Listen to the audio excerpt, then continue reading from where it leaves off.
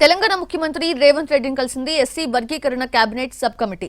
వర్గీకరణ జీవో కాపీని సీఎంకి అందజేశారు. ముఖ్యమంత్రిని కలిసిన వాళ్లలో మంత్రులు ఉత్తమ్ కుమార్ రెడ్డి, దామోదర రాజనరసింహ, పొన్నం ప్రభాకర్, పొంగులేటి శ్రీనివాస్ రెడ్డి ఉన్నారు. సబ్ కమిటీ సభ్యులకు స్వీట్స్ తినిపించారు సీఎం.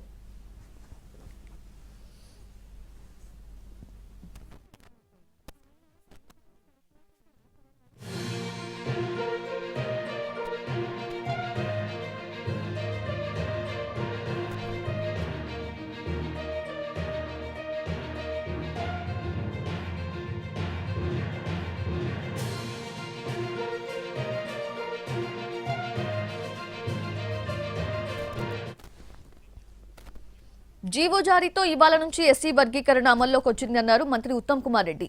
ఎస్సీ వర్గీకరణ అమలు చేస్తూ ఇకపై జాబ్ నోటిఫికేషన్స్ చేస్తామన్నారు. కేబినెట్ సబ్ కమిటీ ఉన్నతాధికారులతో రేపు సమావేశమై ఖాళీలను తెలుసుకుంటుందని, ఆ తర్వాత యుద్ధ ప్రాతిపదికన జాబ్ రిక్రూట్మెంట్ నిర్వహిస్తామని ఉత్తమ్ కుమార్ రెడ్డి స్పష్టం చేశారు.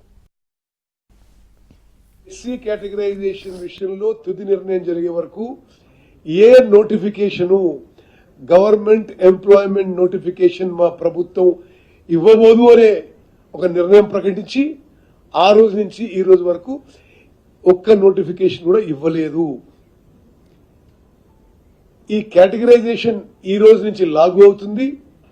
మేము సబ్ కమిటీగా రేపు ఉన్నతాధికారులతో సమావేశమై రాష్ట్రంలో ఉన్న వేకెన్సీస్ అన్ని కూడా తీసుకొని ఆ వేకెన్సీస్ మేరకు వేగవంతంగా నోటిఫికేషన్లు ఇవ్వడం, ఎస్సీ కేటగిరీని వర్తింపజేస్తూ మరి అది ఎంత తొందరగా అవి నింపే ప్రక్రియ అనే వార్ ఫుటింగ్ యుద్ధ ప్రాతిపదిగా ఎస్సీ కేటగరైజేషన్ అమలు చేస్తూ ముందుకు పోతామని చెప్పి రాష్ట్ర